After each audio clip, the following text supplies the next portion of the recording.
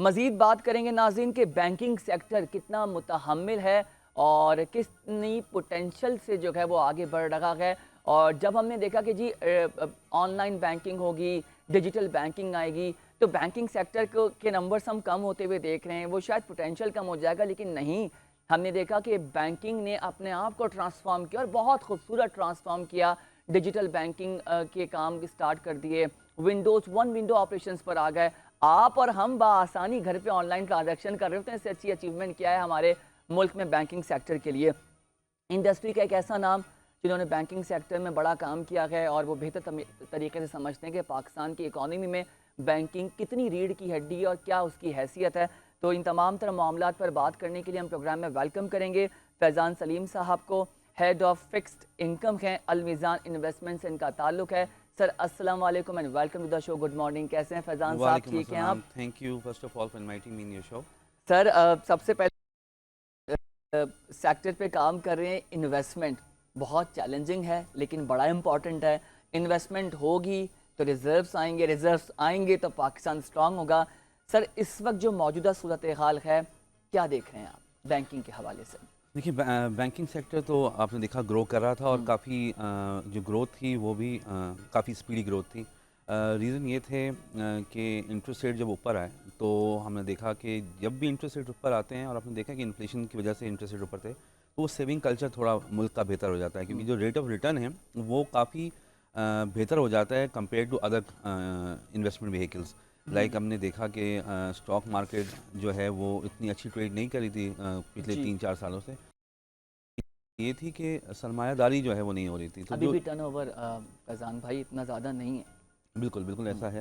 अब interest rates आपको पता है आहिस्ता आहिस्ता नीचे आ रहे हैं। स्टेट बैंक ने लास्ट टाइम भी 150 बेसिस पॉइंट कट करके जो पॉलिसी रेट था उसको 19.5 पे ले आया है। और अगर हम अभी करंट यील्ड्स की बात करें तो वो हमें दिख रहा है कि यहाँ से अगली जो सितंबर में मॉनेटरी पॉलिसी है उसके अंदर भी 150 बेसिस पॉइंट का कट आ सकता है। अच्छा। कल भी जो टेबल ऑक्शन हुआ था उसके अंदर यील्ड्स जो थी वो 17% जो साल वाला है उसको टच कर गई हैं। ठीक है, और जो सेकेंडरी मार्केट है उसके अंदर यील्ड 17% से भी नीचे काम हो रहा था, यानी कि 17 19.5 में अभी 2.5% का डिफरेंस है। तो हमें लग रहा है कि आगे जाते हुए और हम मॉनेटरी पॉलिसी पॉलिसी को, में जी ये हम तो बड़ी ईजिंग अच्छी देखेंगे। खबर है सर। जी, और ये चीज़ जो है वो आपके बिजनेस को भी बहुत पॉजिटिवली बिल्कुल इम्पैक्ट बिल्कुल। करेगा। अच्छा, आपने देखा कि मैंने जैसे बताया आपको इंटरेस्ट रेट नीचे आ रहे हैं, उसका फ़ायदा है। उसकी एक वजह ये भी है कि जो इन्फ्लेशन है वो कंपेयर टू लास्ट ईयर जो है वो नीचे आ रही है। ठीक हमने है। इससे पहले जो 2 साल देखे उसमें 30% और 24% का इंक्रीज़ देखा। तो जो बेस था हमारा, जो क्योंकि ये बेस के ऊपर होता है ना, यानी कि अगर इंडेक्स था 2002 में 100 रुपये का, तो अगर 29% बढ़ गया तो अब वो 129 पे आ गया। वहाँ से 24% बढ़ गया तो यानी 158 पे आ गया। तो अब वो जो बेस है वो इतना बड़ा हो गया कि वहाँ से इन्फ्लेशन उस रफ्तार से नहीं बढ़ी जैसे पहले बढ़ रही जैसे थी। जिस वक्त डॉलर ने 300 क्रॉस किया था सर, एग्जैक्टली वो हंगामी इम्पोर्टेंट सिचुएशन थी इन्फ्लेशन इस थी। वक्त। बिल्कुल जो 1.5 साल पहले हमारी बिल्कुल ऐसा ही है, ठीक है, हमने इम्प्रूव वो किया है। हमने इम्प्रूव किया है। हमने इम्प्रूव हमने किया है। डॉलर आप देख लें, जो जो अभी आप बता रहे थे कि जिस तरह आर्मी ने जो स्ट्रिक्ट मेजर्स लिए और जितनी भी होर्डिंग थी और जो स्मगलिंग थी उसको रोका, उसकी वजह से स्टेट बैंक के रिजर्व भी इम्प्रूव हुए हैं, क्योंकि बिल्कुल वो ऐसा ही है। पैसा जो पहले हुंडी के थ्रू सिस्टम चल रहा था अब वो प्रॉपर फॉरेन एक्सचेंज कंपनीज के थ्रू स्टेट बैंक को मिला, और जो रिजर्व्स थे वो 4 बिलियन से 9 बिलियन पे आ गए बिल्कुल आपके। ऐसा ही है। तो वो इम्प्रूवमेंट हमें दिख रही है। इन्फ्लेशन भी हम जो एक्सपेक्ट कर रहे हैं इस साल, जो स्टेट बैंक का भी टारगेट है वो 11.5 से 13.5 के दरमियान है। तो आप देखें एक बहुत बड़ा इंप्रूवमेंट है कि हम कह रहे हैं कि 24% से अब हम एवरेज लेने तो 12% पे जा रहे हैं, यानी आधी हो जाएगी। तो उसी हिसाब से अगर हम देखेंगे, अगर IMF प्रोग्राम में हम आ जाते हैं तो IMF का एक रूल है कि वो रियल इंटरेस्ट रेट्स को पॉजिटिव रखता है। अच्छा, रियल इंटरेस्ट रेट्स का मतलब है कि इन्फ्लेशन से ऊपर जो है ना, तो वो जो डिफरेंस है वो 2% का यूजली रखता है। तो अगर हम एक्सपेक्ट कर रहे हैं कि इंटरेस्ट रेट्स 12%, इन्फ्लेशन 12% पे होगी, तो हम एक्सपेक्ट कर सकते हैं कि अगले साल जून तक इंटरेस्ट रेट जो है वो 14-15% के रेंज में आ अल्लाह सकते हैं। करे, तो बड़ी अच्छी खबर सर आपने दी है। और मैं हमेशा कहता हूँ मायूसी कुफ्र है, चीज़ें बेहतर होंगी। फैज़ान साहब गुज़िश्ता रात हमने ख़बर देखी और मुझे उस ख़बर से बड़ा अच्छा एक पॉजिटिव एक वाइब महसूस हुई और मैंने भी ख़ुद एक तज्ज़िया किया कि अच्छा काम होने जा रहा है। ख़बर ये, मैंने अपने इंट्रो में भी बताया कि स्टेट बैंक का प्लास्टिक के करेंसी नोट जारी करने पर गौर। दूसरी अहम खबर इससे जो जुड़ी है कि 5,000 का जो नोट है इसको बंद करने की बात हो रही है। तो मुझे सबसे पहले बताएं कि ये and really appreciate senator Mohsin Aziz, उन्होंने इनिशिएटिव लिया है और इस तरह की चीज़ें जो है एक होप देती हैं इकोनॉमी को स्टेबिलिटी की तरफ ले जाने के लिए। आपको क्या लगता है कि ये कितना बेहतर है? बहुत अच्छा फैसला है। वैसे तो ये बहुत कॉस्ट बेयरिंग किस्म का एक प्रोसेस होगा, क्योंकि जब आप प्लास्टिक करेंसी निकालेंगे, बेसिकली पॉलीमर बेस्ड करेंसी होगी, तो उसका फ़ायदा ये होगा कि करेंसी की लाइफ बढ़ जाएगी। तो जहाँ आप इनिशियल एक कॉस्ट लगा रहे होंगे जो इसके अगेंस्ट बात आएगी, तो आप इसके फेवर में भी कह सकते हैं कि जो नोट आप साल में 10 दफ़ा बदलते हैं, वो अब शायद 10 साल में एक दफ़ा बदलने जाएगा, तो वहाँ आपको कॉस्ट बेनिफिट ईद बकरीद पे भी मुझे लगता है कि नए नोट जारी नहीं होंगे, वही चल जाएंगे। अभी आपने देखा वो इतने बेहतर होंगे। यूरो जो करेंसी है, जी उसका जी, भी नोट आपने देखा वो प्लास्टिक प्लास्टिक के। मटेरियल का है, तो उनकी जो लाइफ होती है बढ़ जाती है। मगर एक जो सबको बहुत ख़तरा है, क्योंकि जो 5,000 वाला नोट की आपने बात की, डीमोनेटाइजेशन ना हो जाए, ठीक है। तो स्टेट बैंक यहाँ पे मेरे ख्याल से बहुत स्मार्टली प्ले करेगा, और उसको करना भी चाहिए। और उसको ये करना चाहिए कि जो 5,000 वाला नोट जिसकी वैल्यू जो कि करेंसी, अच्छा मैं आपको थोड़ा सा और एक्सप्लेन कर देता हूँ। जी। पाकिस्तान में जो करेंसी इन सर्कुलेशन है वो कोई 9.3 ट्रिलियन की है, यानी कि जो रुपया छप चुका है अब तक वो कोई 35 ट्रिलियन का है। 35 ट्रिलियन का। 35 ट्रिलियन ठीक रुपए है। का है, ठीक है। उसमें से 9.3 ट्रिलियन वो पैसे हैं जो कि सिस्टम का हिस्सा नहीं है, सिस्टम का हिस्सा जो नहीं है। कि डिफरेंट इलीगल एक्टिविटीज़ में, ब्लैक ठीक है, वो इकॉनमी बैंकिंग में। चैनल्स यूज नहीं कर रहे, वो कहीं वो नोट गायब हुए हैं नाज़रीन, वो जी नजर जी नहीं आ रहे जी, हैं लेकिन जो वो इनविजिबल हुए हैं जो जी। कि वो करेंसी है जो कि आप समझ रहे हैं होर्डिंग में जी जी जी। जिन एक्टिविटीज़ में काम हो रहा होता है वो उन करेंसी, क्योंकि उसकी कोई डॉक्यूमेंटेशन नहीं होती। तो अगर हम उस 5,000 की बात करें, तो जो 5,000 है वो उस 9 ट्रिलियन 5 ट्रिलियन है, यानी कि हम कह सकते हैं कि मेजर अमाउंट जो है वो 5 ट्रिलियन का 5,000 का नोट है। तो जब ये पैसा सिस्टम में आ जाएगा, और सिस्टम में किस तरह आएगा कि स्टेट बैंक ये कह दे कि जिसको करेंसी एक्सचेंज करानी है वो थ्रू बैंक अकाउंट करवा ले, यानी कि आप पैसे लेके आए, मेरे पास 5,000 रुपये, मैं आपको पास नई करेंसी 5,000 की आपके अकाउंट में ट्रांसफ़र कर देता हूँ। अगर इस तरह है तो ये डॉक्यूमेंटेशन जो है ना सर ये वो हो बहुत जाएगी। अच्छा है। जनरल इलेक्शन 2024 से पहले भी बड़ी खबर आई थी कि नए करेंसी नोट जारी होंगे, लेकिन उस वक्त एक अफरा तफरी थी मुल्क में, और स्टेट बैंक और गवर्नमेंट दूसरे इदारे इस वक्त फेयर इलेक्शन कराने में लगे हुए थे कि जी आगे बात करेंगे। लेकिन ये अब खबर आई है और ये अच्छी खबर है, और आपने जिस तरह से कहा यही इदारों में भी बात हो रही है कि वो और साफ उन्होंने चीज़ कि 5,000 का नोट जो है लोग तकियों के नीचे और तहखानों में, हमने स्कैंडल्स भी देखे मुख्तलिफ चैनल्स पे चले। और सर कुछ ऐसे हमारे इंडस्ट्री के, सर्विस इंडस्ट्री के लोग हैं, मैं किसी सेक्टर का नाम नहीं लूँगा, लेकिन आप समझ सकते हैं कि वो रोज़ाना उनकी डीलिंग होती है 5 लाख 10 लाख कैश में, चाहे कोई भी सेक्टर हो। मैं किसी सेक्टर की बात नहीं कर रहा, वरना फिर बात पकड़ी जाएगी कि भाई इन्होंने ये बात कर दी। तो ये जो हम जैकेट्स पहनते हैं इसमें 4 पॉकेट्स होते हैं, तो 5 लाख इधर आ गए, 5 इधर आ गए, 5 इधर आ गए, 20 लाख आप लेके घूम रहे हैं, और आपने ना तो उसको बैंक में डाला है, और आपने जो हमारा रुपया है उसको चैनलाइज नहीं किया। इससे हमें गवर्नमेंट को नुकसान हुआ और हमारी इकोनॉमी को नुकसान हुआ। सर मुझे ये बताएं कि चैलेंज इसमें क्या आएगा? चैलेंज ये आएगा कि सबसे पहले आपको कहा जाएगा कि जी मोदी साहब ने भी जो है वो इस तरह के काम किए थे डीमोनेटाइजेशन वाले, जबकि स्टेट बैंक ने क्लियरली कह दिया है कि ये डीमोनेटाइजेशन नहीं है, ये just change of currency notes हैं। तो ये आ सकता है कि जी ये आप बहुत जल्दी करना चाह रहे हैं, क्योंकि जो टारगेट दिया है उन्होंने खाली 1 साल का ही दिया है कि वो 1 साल के अंदर अंदर इसको कन्वर्ट कर देंगे।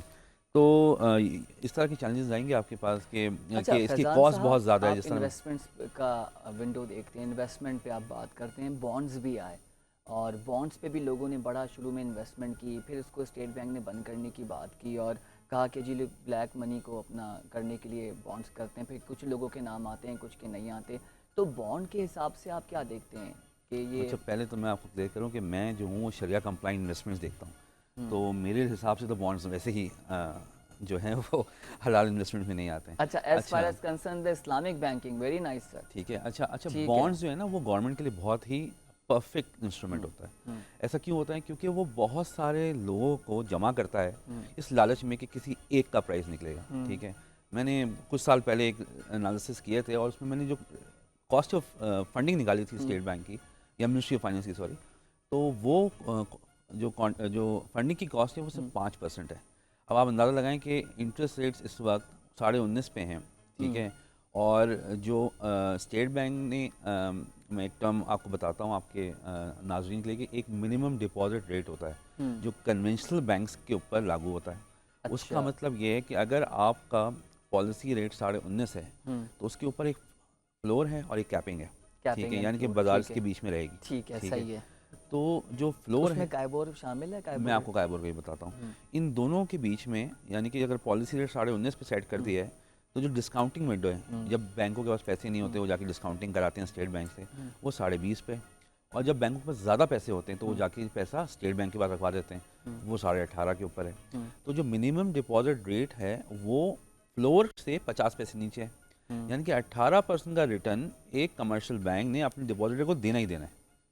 ठीक है, तो ये इसलिए करता है ताकि एक सेविंग कल्चर जो है सेविंग वो कल्चर। इकोनॉमी में चलता रहे। अच्छा फैजान साहब, डिजिटल बॉन्ड की भी बात हो रही है, उसको कैसे एग्जीक्यूट करेंगे ये वो? डिजिटल करेंसी के ऊपर स्टेट बैंक ने काफ़ी प्रोग्रेस स्टार्ट किया है, हम्म, और इस पे लग ये रहा है कि स्टेट बैंक की कोशिशें हैं, हम्म, और back and fourth state bank ने काफ़ी इस पे सेमिनार्स भी किए हम्म, इंटरनेशनल पैनल्स के साथ, उसमें हम्म, मैं भी शामिल था।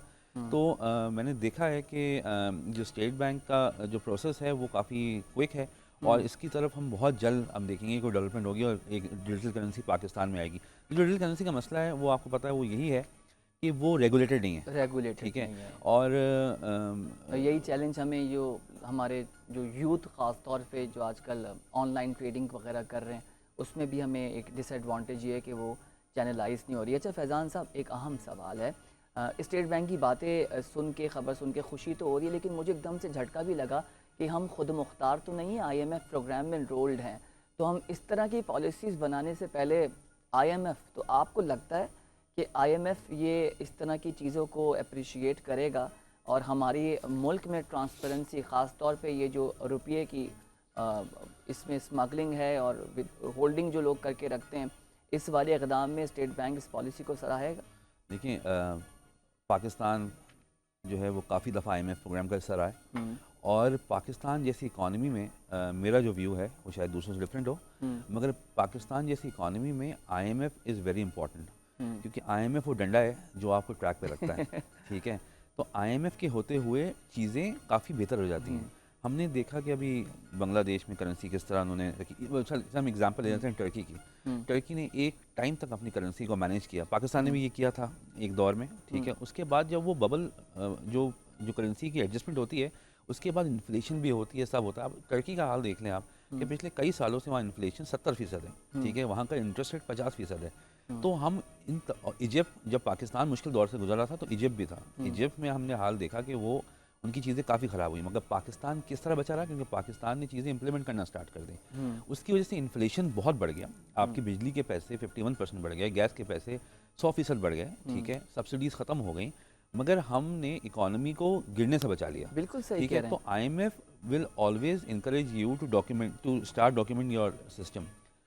मैं आपसे करेंसी सर्कुलेशन की बात की थी। करेंसी सर्कुलेशन पाकिस्तान में पूरी दुनिया में सबसे ज़्यादा है, ये 25% बनती है, जो कि किसी भी हेल्दी इकोनॉमी के लिए अच्छी नहीं है।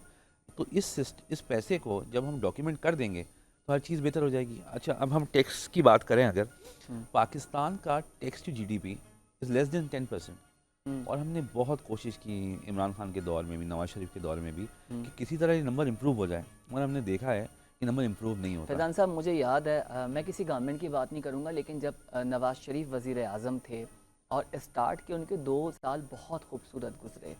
हमारा जो डॉलर था वो भी बहुत स्टेबल था, और मुझे अच्छी तरीके से याद है कि जब नवाज़ शरीफ निगरां वज़ीर आज़म की कुर्सी देने से पहले उठे तो 108 पे डॉलर था, और पेट्रोल हमारा 100 से अंदर था। और फिर पीपल्स पार्टी की गवर्नमेंट आई तो पेट्रोल ने हमारे सेंचुरी क्रॉस की। तो वो जो 2016-17 वाला टाइम था ना, आई बिलीव पाकिस्तान का सबसे खूबसूरत टाइम वही था। कि उसमें भी ना कॉन्फ्लिक्ट आता है बातों में। डॉलर स्टेबल होता है जब जब आपके पास डॉलर का इन्फ्लो कंटिन्यूसली रहे। ठीक है, अगर आप डॉलर को आर्टिफिशियली मैनेज करेंगे, मैंने आपसे जिस तरह कहा है, तो डॉलर अपनी मार्केट वैल्यू पे आ ही जाएगा। जितना आप उसको पुश करेंगे वो उतनी स्पीड से जाएगा। बिल्कुल सही कह जब रहे वो स्पीड से जाता है तो फिर वो देखता नहीं है कि कितना नुकसान हो रहा है, फिर वो नुकसान देता हुआ जाता है। तो ये चीज़ देखें ना कि आप इम्पोर्टेड इन्फ्लेशन पाकिस्तान में कितनी बढ़ गई। ठीक है, अगर हम बात करें कि जो इन्फ्लेशन की मैंने आपसे बात की, आपकी जो रियल इनकम है वो रिड्यूस हो गई। किस तरह? यानी कि पाकिस्तान में पिछले 2 सालों का, बल्कि अगर हम कहें कि इस साल भी पिछले 2 साल लगा लें कि एक साल 29% बढ़ी, एक साल 24% बढ़ी, तो आप अपना और दूसरों का ज़रा अपनी जो सैलरी पे स्लिप से मुकाबला कर लें कि क्या वो 30-30% बढ़ी है? ये भी है। तो आपकी बेसिकली ये इन्फ्लेशन की वजह से रियल इनकम तो कम हो गई। रियल इनकम, यानी कि एग्जैक्टली। ठीक है, उसके बाद आपको फर्दर झटका कब लगा? कि जब कॉस्ट ऑफ लिविंग बढ़ गई। जब आईएमएफ ने कहा कि सब्सिडीज खत्म करो और प्राइसेस पास ऑन करो, तो बिजली के पैसे भी बढ़े और गैस के पैसे भी अब बढ़े। चीखें निकल रही हैं। मुश्किल हो गया है। मुश्किल हो गया एक आम आदमी के लिए ज़िंदगी गुजारना बहुत बिल्कुल मुश्किल सही हो कह गया। रहे हैं। एक आम आदमी के लिए ज़िंदगी गुजारना नाज़रीन बहुत मुश्किल हो गया है। और फैज़ान सलीम साहब, आपके वक्त का बेहद शुक्रिया। आपने इतनी खूबसूरती से पाकिस्तान की इकॉनमी को और इतनी अच्छी तरीके से ये बात कही कि जो आगे हालात हम अच्छे देख रहे हैं उसमें फैक्ट्स रखे, जो मॉनेटरी पॉलिसी अगली आएगी वो और हमें बेहतर नज़र आएगी, तो फिर उसका इम्पैक्ट बड़ा अच्छा नाज़रीन हम देख रहे हैं। और जब क्लोजिंग ईयर होगा इस साल का जून में, राइट, तो 24-25 में हम जो नंबर्स हैं इकॉनमी के वो बहुत बेहतर देखेंगे।